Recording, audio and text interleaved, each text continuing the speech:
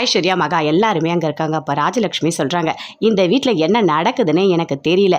இந்த வீட்டில் நிறைய பொய் சொல்ல ஆரம்பிச்சிட்டே சூர்யா. நீ பொய் பித்தலாட்டம் எல்லாமே அதிகமாகிடுச்சு. நீ யார்கிட்ட சொல்கிறியோ இல்லையோ, என்கிட்ட ஒரு வார்த்தை நீ சொல்லியிருக்கலாம். எனக்கு இந்த வீட்டில் யாரை நம்பக்கூடாதுன்னு எனக்கு எதுவுமே புரியல அப்படின்னு சொல்லிட்டு பயங்கர கோவமாக ராஜலக்ஷ்மி அங்கேருந்து போகிறாங்க. அப்படியே கிட்ட வராங்க. மகா, உங்களுக்கு ஒன்று தெரியுமா? உங்களையே லவ் பண்ணி நீங்கள் தான் வேணும்னு எங்கள் வீட்டில் எகுத்து உங்களை கல்யாணம் பண்ணதே ஐஸ்வர்யா. ஆனால் நீங்கள் 2 பேரும் சேர்ந்து இப்படி பண்ணிகிட்டு இருக்கீங்க. நல்லா புரிஞ்சுக்கோங்க. எங்கள் அக்கா நல்லவனு, கண்டிப்பாக நான் உங்களுக்கு நிரூபித்து காட்டுறேன். வாக்கா போகலாம் அப்படின்னு சொல்லிட்டு அங்கேருந்து மகா ஐஸ்வர்யாவை கூட்டிகிட்டு போகிறாங்க. சூர்யா வராரு, வந்து பேசிகிட்டு இருக்காரு. என்ன உனக்கு ஒன்று தெரியுமா? நான் கெட்ட பேர் எடுத்தால் கூட பரவாயில்ல, அது எனக்கு ஒன்றும் ஆகாது. ஆனால் நான் கண்டுபிடிச்சிட்ருக்கேன். அவன் மட்டும் உன் பேரை சொன்னான்னு வச்சுக்க, அதுக்கப்புறம் உனக்கு இருக்குது. சரியா? நீ இதில் தலையிட்டிருக்கன்னு எனக்கு தெரிஞ்சா உன்னை நான் சும்மா விட மாட்டேன் அப்படின்னு சொல்லிட்டு சூர்யா சொல்கிறாரு. அது மட்டும் இல்லை, இந்த சொத்துல ₹1 கூட உனக்கு கிடைக்காது, புரியுதா? அப்படின்னு சொல்லிட்டு பயங்கர கோவமாக அங்கேருந்து போகிறாரு. வாடா வா உள்ளே வா அப்படின்னு சொல்லிட்டு அப்படியே இழுத்துட்டு போகிறாங்க. கௌதம் அவங்க அம்மா 2 பேருமே போகிறாங்க.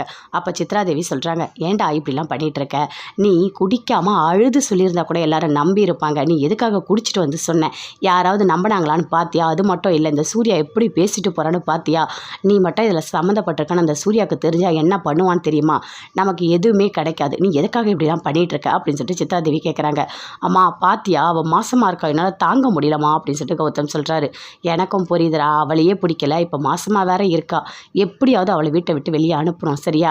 இனிமேல் நீ எது பண்ணாலும் கொஞ்சம் பார்த்து பண்ணு, யோசிச்சு பண்ணு, மாட்டிக்காத. மாட்டிக்கிட்டேன்னு வச்சுக்கியா, அதை விட அசிங்கம் ஒன்றுமே இல்லை.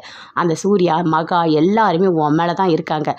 அதனால் கொஞ்சம் யோசிச்சு பண்ணு அப்படின்னு சொல்லிட்டு சித்ராதேவி பயங்கர கோவமாக அங்கேருந்து போகிறாங்க. வீட்டில் கோடீஸ்வரி, அவங்க வீட்டுக்காரி எல்லாருமே பிரபா அங்கே தான் இருக்காங்க. அப்போ ஃபோன் பண்ணுறாங்க. மகா, என்னம்மா எப்படிம்மா இருக்கா, நல்லா இருக்காங்க, ஏதாவது பிரச்சனையா என்ன அப்படின்னு சொல்லிட்டு கோடீஸ்வரி கேட்குறாங்க. இல்லைம்மா, அதெல்லாம் ஒன்றும் இல்லை, நான் ஒரு முக்கியமான விஷயம் சொல்கிறதுக்கு தான்மா ஃபோன் பண்ணேன் அப்படின்னு மகா சொல்கிறாங்க. என்னம்மா அப்படின்னு சொல்லிட்டு கோடீஸ்வரி கேட்குறாங்க. இல்லைம்மா, அக்கா மாசமாக இருக்கா அப்படின்னு சொல்கிறாங்க. உண்மையாவா? மறுபடியும் ஆரம்பிச்சிட்டாளா? அவள் நாடகம் போட ஆரம்பிச்சிட்டாளா அப்படின்னு சொல்லிட்டு கோடீஸ்வரி சொல்கிறாங்க. இல்லைம்மா, இல்லை, அப்படிலாம் ஒன்றும் இல்லை. அக்கா உண்மையிலேயே மயக்கடிச்சு கீழே வந்துட்டா. டாக்டர் வந்து செக் பண்ணாங்க. செக் பண்ணிவிட்டு உன்தாம்மா சொன்னாங்க, உண்மையாகவே அக்கா மாசமாக இருக்காம்மா அப்படின்னு சொல்லிட்டு மகா சொல்கிறாங்க. அதை கேட்டோடனே அவங்க அம்மா பயங்கரமாக சந்தோஷப்படுறாங்க. உண்மையாவா? எனக்கு ரொம்ப சந்தோஷமாக இருக்குது அப்படின்னு சொல்கிறாங்க. சொல்லிவிட்டு ஃபோனை கட் பண்ணிட்டாங்க. என்னங்க, ஐஸ்வர்யா மாசமாக இருக்காளாங்க அப்படின்னு சொல்கிறாங்க கோடீஸ்வரி. உண்மையாவா அப்படின்னு சொல்லிட்டு அவங்க அப்பா கேட்குறாரு. ஆமாங்க, அப்போ போய் சொன்னால் இப்போ உண்மையாகவே ஆகிட்டுருக்கு, எனக்கு ரொம்ப சந்தோஷமாக இருக்குது அப்படின்னு சொல்கிறாங்க. அதுக்குள்ளே பிரபா சொல்கிறாங்க, அக்காவை போய் நேரில் ஒரு வாட்டி பார்த்துட்டு வந்துடலாமா அப்படின்னு சொல்லிட்டு. அப்படியே கோடீஸ்வரி பிரபாவை பார்க்குறாங்க. பார்த்துட்டு இல்லை இல்லை வேண்டாம், நான் மட்டும் போய் பார்த்துட்டு வரேன் அப்படின்னு சொல்கிறாங்க. பிரபா ஒரு மாதிரி ஃபீல் பண்ணிவிட்டு அங்கேருந்து அப்படியே வெளியே போயிட்டாங்க. அப்போ சொல்கிறாங்க, நான் போய் பார்த்துட்டு வரேங்க அப்படின்னு சொல்லிட்டு, நீங்களும் வரீங்களா? சரி கோடீஸ்வரி, போ, நீ மட்டும் போயிட்டு வா. ஆனால் கொஞ்ச நாள் அங்கேயே இருந்து ஐஸ்வர்யாவை நல்லா பார்த்துட்டு அதுக்கப்புறம் வா அப்படின்னு சொல்கிறாரு. உண்மையாவா? ஆமாம், சரி சரி, நான் போயிட்டு வரேங்க அப்படின்னு சொல்லிட்டு ரொம்ப சந்தோஷமாக போகிறாங்க. வீட்டில் எல்லாருமே இருக்காங்க. அப்போது இன்னங்க காஃபி அப்படின்னு சொல்லிட்டு மகா தாத்தா பாட்டி எல்லாருக்குமே கொடுக்குறாங்க. ஐஸ்வர்யாவுக்கும் குடிக்க ஏதாவது கொடுமான்னு சொல்கிறாங்க. அதே மாதிரி போய் எடுத்துகிட்டு வராங்க மகா. அதுக்குள்ளே கோடீஸ்வரி வராங்க. வந்தோடனே ஐஸ்வர்யா பயங்கரமாக சந்தோஷப்பட்டு அம்மா அப்படின்னு சொல்லிட்டு ஓடி போகிறாங்க. கிட்ட வராங்க. எப்படிமா இருக்க, நல்லா இருக்கியா அப்படின்னு சொல்லிட்டு கேட்குறாங்க. நல்லா இருக்கம்மா அப்படின்னு சொல்லிட்டு, நீ மாசமாக இருக்கிறத நினச்சா எனக்கு ரொம்ப சந்தோஷமாக இருக்குமா அப்படின்னு சொல்லிட்டு இருக்காங்க.